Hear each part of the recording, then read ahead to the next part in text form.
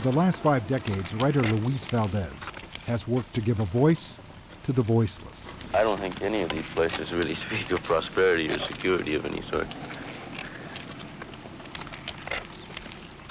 None of those guys that live in the conditions that they expect Mexicans or farm workers to live in. This town is way off the freeway, so you never see it. And people aren't wise to the fact that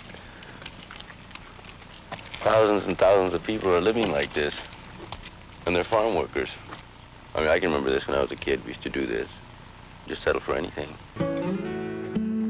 Celebrated playwright and director Luis Valdez is best known for plays like Zoot and films such as La Bamba, and as the founder of El Teatro Campesino, the Workers' Theater. However, his life was shaped and forged as the son of migrant farm workers in the 1940s of Central California. I was born in Delano, California, southern San Joaquin Valley, headed up north, all the way up Santa Rosa, and then back down again. San Jose was a tremendous crossroads then. Of course, it was the Garden of Eden in those days. It was nothing but orchards. It was a community. It was a migrant community on wheels, on trucks and in pickups and in cars. In some cases, you were homeless. You lived in your cars. You lived in your vehicles, waiting to pick up a labor camp or what have you. On the other hand, it was in an area of the world, the Santa Clara Valley, which was very pleasant, actually, as life goes. It was quite possible to live under the trees there, which is what we did, lived in tents. Valdez's family eventually settled in San Jose, and he was such an outstanding student at James Lick High School that he earned an academic scholarship studying mathematics and physics at San Jose State College. However, theater and performance always seemed to call to him, and Valdez switched his major to English, and after graduation, he spent time with the San Francisco Mime Troupe.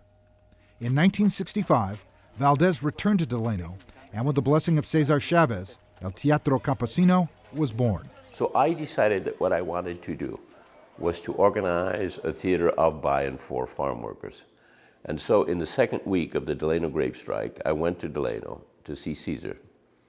And didn't get a chance to talk to him then, but I eventually caught up with him and pitched him this idea. And he said, well, it's a good idea, he says, but there's no money in Delano. He said, there's no actors in Delano. Certainly there's no money to do theater in Delano. There's no time, there's no theater, there's no even time to rehearse. We're on the picket line every day, night and day. He says, you still want to do it? And I said, absolutely, Cesar, what an opportunity.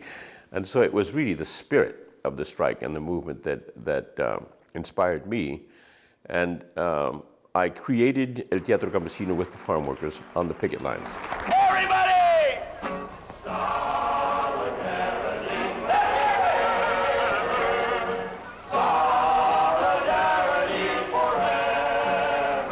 It was a form of expression, a form of protest, but also a form of entertainment all at once. We used to hop on top of an old panel truck that the union had, later on flatbed trucks.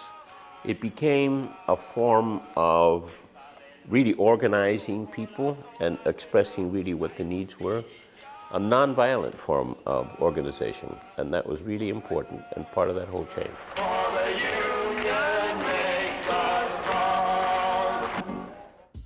Valdez continued to write and work with El Teatro Campesino, and 1977 proved to be a watershed year.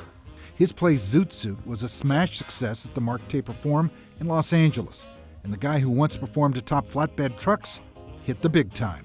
We ran at almost 100% capacity for 11 months, which was just phenomenal.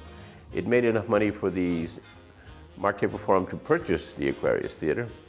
Over 500,000 people saw it, and it still holds the record for the longest running locally produced hit play in the history of Los Angeles theater.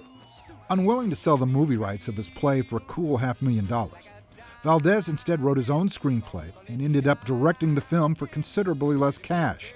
But he had his foot in the door as a director, and a number of Latino film careers were launched. ¿Qué pues no es? What the hell's going on, is it?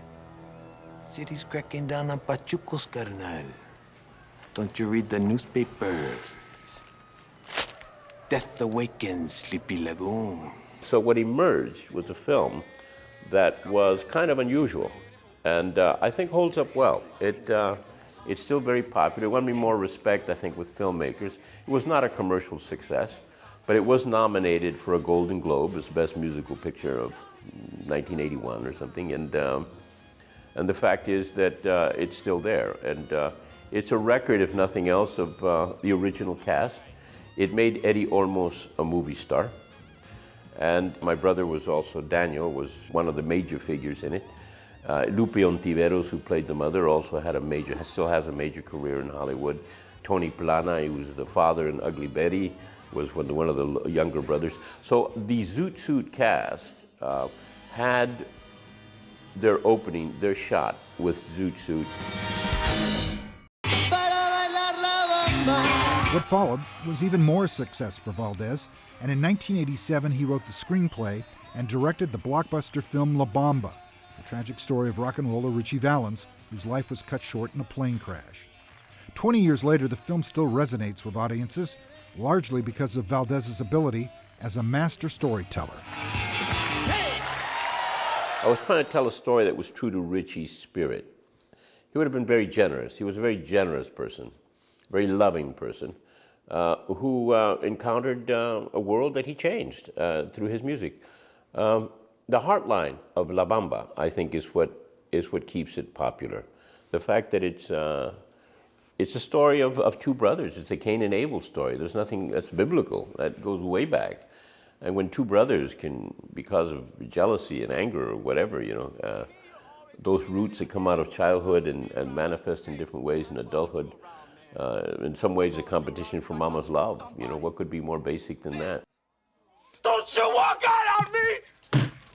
Valdez would continue to work, and in 1987 he was honored with a George Peabody Award for Excellence in Television for Corridos, Tales of Passion and Revolution for PBS. Along the way, there would be other writing and directing jobs, including The Cisco Kid. Are you afraid to die? I'd rather live. Me too. But what remained closest to his heart has always been El Teatro Campesino and their theater in San Juan Bautista.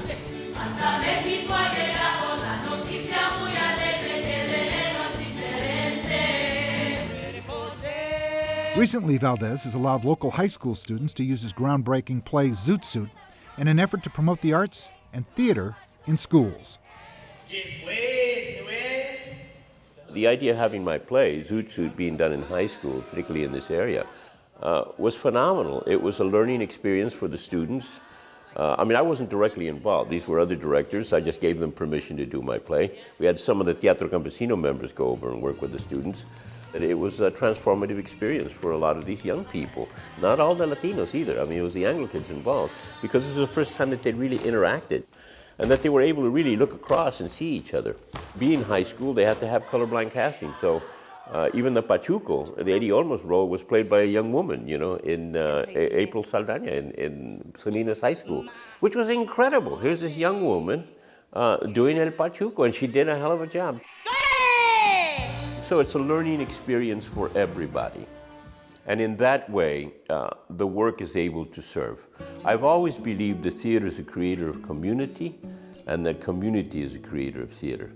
I'm of the belief that every community, regardless of economic status, should have access to a theater. I am the ballad sings. And my voice is of the streets, and the cantinas, and the dance halls, and all the places where I am heard. For I am the soul of the common people that sings of tragedies and melancholy, but also happiness. Ahora, muchachos, adentro!